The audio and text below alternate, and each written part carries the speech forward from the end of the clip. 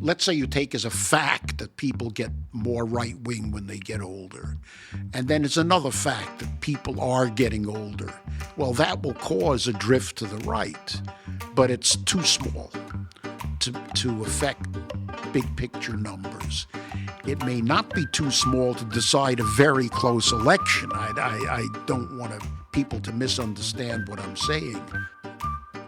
There's a reason why people tend to avoid political discussions at family gatherings. When the conversation between grandpa and the college student turns to politics, we'd expect there to be a pretty serious generational divide, with grandpa well to the right of the student. Political folk wisdom tells us that people become more conservative as they get older. But does the evidence back that up? And is the political divide between older and younger voters getting bigger? Welcome to the Chicago Booth Review podcast, where we bring you groundbreaking academic research in a clear and straightforward way. I'm Hal Weitzman, and today I'm speaking with Chicago Booth's Sam Peltzman about his research on political ideology using the General Social Survey run by NORC, a non-partisan research organization at the University of Chicago. I began by asking him how we can track people's ideological beliefs over time. The simplest way to describe the relationship that you're talking about is you go out, you ask a random sample of the population, are you right, left, or in between? And then you tabulate the results by age. The problem with that is that if you're really interested in the question that you raise, do people get more conservative as they get older, is that you're talking to people who are 20 years old today and 70 years old today, and it's going to take 50 years for the 20-year-olds. Which is a long research study. Which is a very long period of time. So I've just described the difference between what's called period data and cohort data. Period data is what we see today, and cohort data is what happens Tracking to people over time. time. Fortunately, the data that I was using has a 50-year profile. It started in the 70s, and this question is asked every year or two. Okay, and so tell us the story. What do we find out? Let me start with the big picture. The whole population breaks down on the liberalism conservatism question slightly to the right. It's roughly like this. 40% will say they're in the middle. About 35% will say they're conservatives of one kind or another. And 25% will say they're liberal, one kind or another. If you look at people in their late 20s, it's not 35-25 right-left. It's about even. And immediately it starts drifting to the right, which is interesting. When you say immediately, people who are 30 years old are more to the right than people 25 by a tiny little bit, but perceptible. And over 50 years, you can see that that difference becomes pretty clear. And that continues. Interestingly, it continues well beyond middle age. There's a lot of notions in this literature about, well, they might move, but then they stop, they settle down, and it's not true. There's almost as much drifting to the right from, say, 45 to 75, that's 30 years, as there is in the 20 years from 25 to 45. So that'll give you a sense of what's going on. Slows down, but a little bit, only a little bit. So what are they, when we say conservative, when we say liberal, what do we mean by those terms? Of course, those things are, the meaning is changing over time. But the specific question, do you consider yourself, it's self-reported, conservative, moderate, or liberal on a 7-point scale? Very conservative, tending toward conservative, moderate, and then the same for the liberals. I and many others who have used this kind of data collapse that into three. Anybody who says very yes or only a little, I lump as conservative or liberal. And the moderates, which is the biggest single group, have one choice, but 40% of the population always answers that they're moderate. So hang on. So if somebody at the age of 29 in 1972 considers themselves to be very liberal, yes, and by the age of 79, they now consider themselves to be somewhat liberal, according to you, they haven't moved? In my data, they would not move, and I'll tell you why. It's not just me. People who work with this data tend to do this. The number of people who say very is tiny, really tiny. On the issues, there's another even earlier paper that I have with this data, which is about actual issues. What does it mean when somebody says they're conservative or liberal? There's very little difference between the very conservative and the I'm only a little bit conservative. They tend to be on the same side. So anybody who says very is exaggerating a little bit. Anybody who says not so much is covering up a little bit, and it does for purposes of understanding what's going on. It's perfectly okay to call that whole group conservative, and your ability to track drifts within that is just extremely limited, because the extremes are small. I want to emphasize this is all self-reported, and it's an interviewer laying a question in front of you, and you pick the answer. So these are self-reported labels. Yes. Correct? So how do you deal with the challenge that one person's liberal is another person's conservative? I consider myself to be moderate. My neighbors consider me to be a radical leftist or whatever. So how do you deal with that? You can't, because you've answered the question in a certain way, and that's that. Now, having said all of that, as I said, it does map into differences.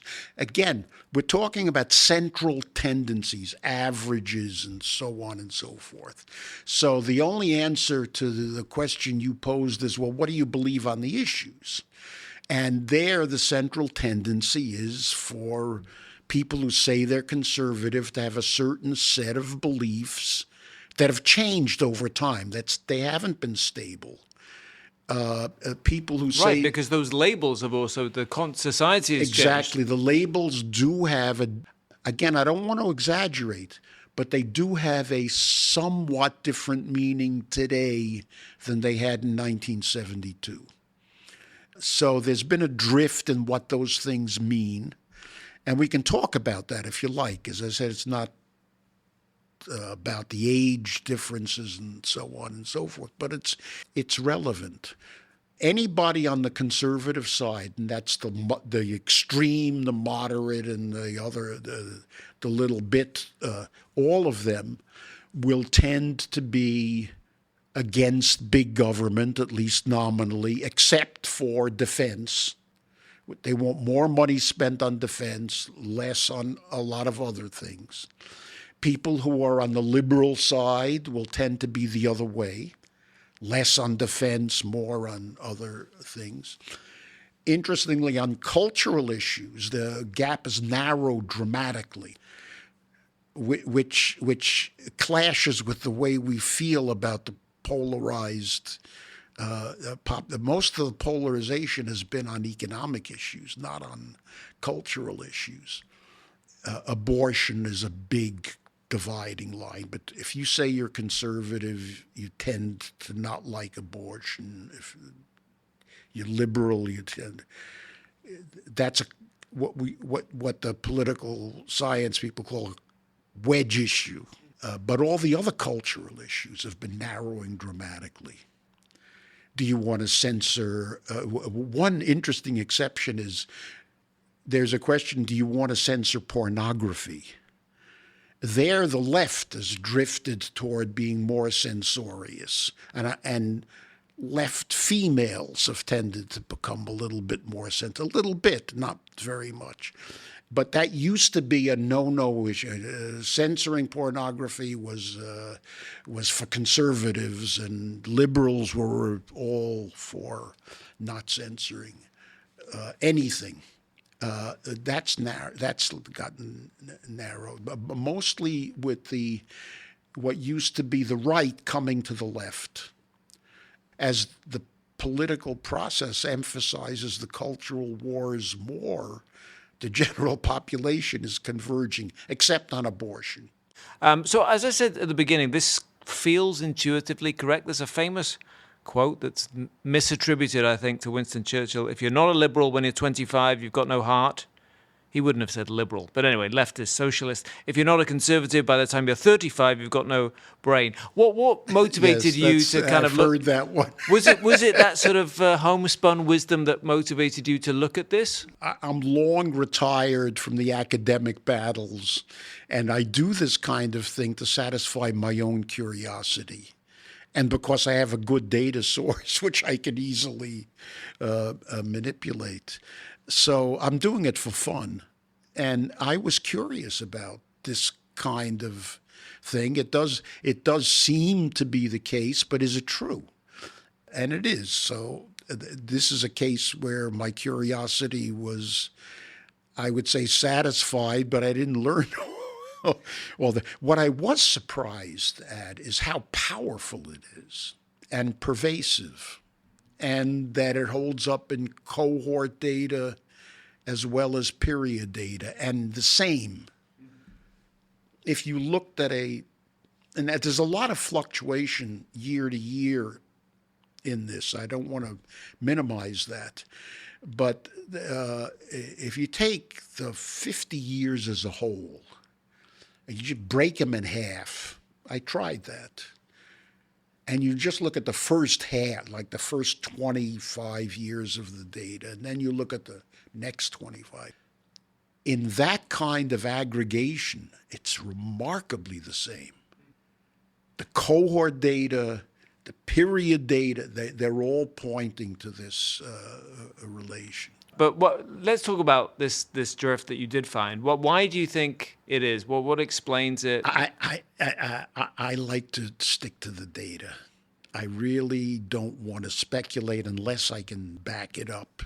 And I haven't delved deeply enough to. But that data set's not going to tell you, is not going to provide you with explanations. It's related to the life cycle and earnings, the life cycle in. In other words, the wealthier you are, the more likely you are to be conservative. That's well known. That although again, this is changing quite radically at this point. In fact, it's flipping.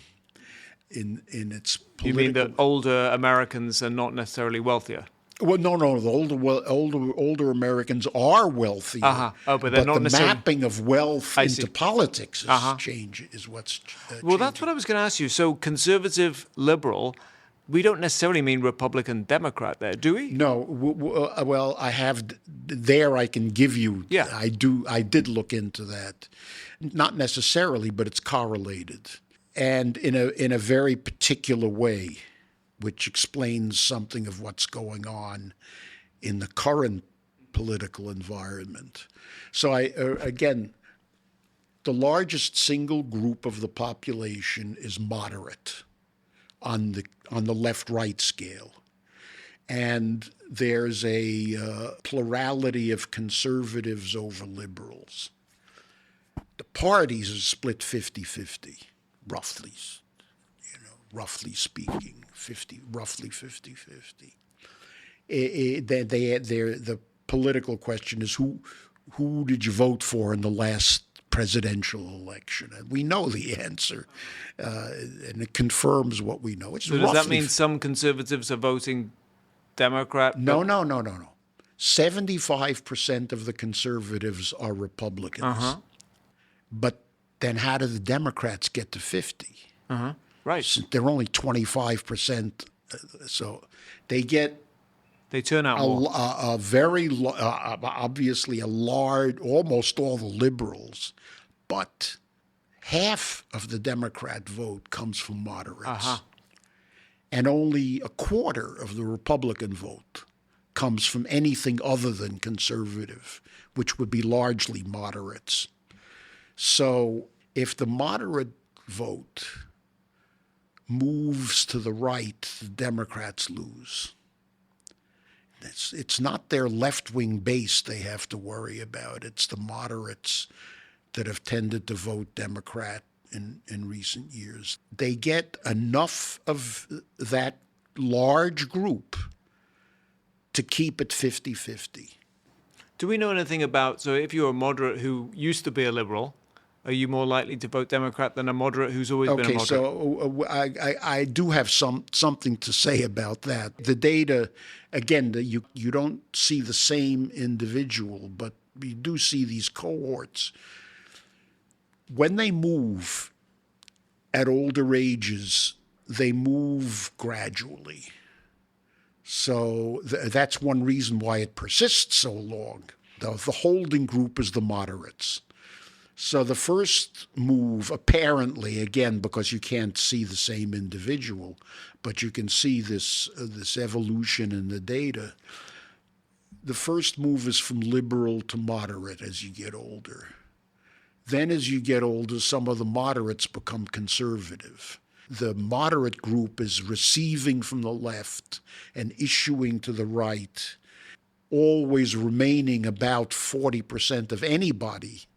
It's true at old age as well as young age that 40% of the population is moderate, but the composition changes. If you had a general drift to the right, the marginal voters who would be costly to the Democrats would come from the moderates. It wouldn't be. It would, of course, you have to mobilize your base and all of that, but that's not the main issue. You talk there about the sort of stability, 30, 40, more or less. It's incredibly stable. The only thing that's changed is that the meaning has become slightly more polarized. Okay, explain that. Yeah. Well, if you go back to the 70s, the big picture data that I started with, 35% conservative, 40% moderate, 25% liberal. That was true in the 70s, the 80s, the 90s, the aughts, and today. So to go back to this question of stability, yes. You hear about these, in ancient Greece when they were complaining about the youngsters, and how terrible they were. Yes. Is this just something you think? I mean, I know, of course, your data is not about ancient Greece or contemporary Greece; it's about America. But do you think this phenomenon has always been with us of this age divide, political age divide? I think, again, this is not me, but political scientists that I respect. I think what it reflects more than anything else is indifference. Maybe the people who listen to this podcast are political junkies, but I can assure you the population at large is not. The audience for any political event is going to be 10% of the Super Bowl, which really matters. That's what really matters to large parts of the population. So the stability is impressive because people give this similar answers, but their investment in these issues is way exaggerated by the chattering classes and the academics and the people who make a living worrying about these things. Mm-hmm. But you think that this age divide has existed in the United States since as long as the United States existed? Absolutely. Again, I don't have the data, but I would suspect it goes back well before 1970. Okay, so people have talked a huge amount past decade about polarization. How do we map that onto what you've learned with this data? Do we conclude that age is a big part of polarization, or? No, that's something you can pin down pretty specifically. The population's getting older. The contribution of that particular, let's say you take as a fact that people get more right-wing when they get older. And then it's another fact that people are getting older. Well, that will cause a drift to the right, but it's too small to affect big picture numbers. It may not be too small to decide a very close election. I don't want people to misunderstand what I'm saying. But in terms of big picture numbers about how conservative the whole population is, it would make the 35% 36 or 37 maybe, but not more. On economics. Yeah. On economics, there's been a bigger split. If I had to give a one-sentence explanation for the rise in populism, it's nothing to do with it does have a little to do with abortion. It's nothing to do with gay marriage or transsexual rights, things that obsess academics and media people. It has nothing to do with that. The polarization has narrowed on those issues. Opposition to gay marriage has disappeared, basically. Majority of conservatives are in favor of that. But on economic issues, particularly when it's stated in generalities, do you favor big government or little government? Interestingly, even liberals are against big government. That was an interesting result. I have another paper that on how the population views government regulation, and they're all against it. They say they're against it, except for certain specifics. You know, are your taxes too high? There's another leading question there. These are not asked every year, so that we only have sporadic evidence. But there, the right-left split is. What proportion of people say, out of interest, that their taxes are not too high? You'd be surprised. Really? Yeah. Offhand, I can't. And you'd be surprised that there's a right-left split. They didn't used to be, but it's now becoming more and more. So I think if I were to give a one-sentence explanation for why you've had this drift to the right, especially by non-college educated people, it's get out of my life. I just want to watch the Super Bowl, and I don't want to be bothered by any of it. That's, in a nutshell, the way it is. There are cultural divisions. They remain. And on abortion, they may have gotten wider, but by and large, it's the role of government in everybody's life. Okay. You're not obliged to answer this, but I'm interested if you personally have seen this in your own life. Yeah. I 50 years ago, were you more liberal? No, I've probably gone the other way myself. But there's another caution. Do not use any of these data as a personal guide. There's enormous variation in all of this. As I said at the beginning, there's lots and lots of old liberals and young conservatives. But myself, I've probably drifted toward the middle. From the right, you mean? From the right, yeah. I used to be further on the right when I was young. That's interesting. So I've gone the other way. Okay. Well, you're counter to the trend, which is what we'd expect from a Chicago Booth professor. Well, there's that too, yes. Okay. Sam Peltzman, thank you so much for coming on the Chicago Booth Review Podcast. It's been my pleasure. That's it for this episode. To learn more, visit our website at chicagobooth.edu/review. When you're there, sign up for our weekly newsletter so you never miss the latest in business-focused academic research. This episode was produced by Josh Stunkel. If you enjoyed it, please subscribe and please do leave us a 5-star review. Until next time, I'm Hal Weitzman. Thanks for listening to the Chicago Booth Review podcast.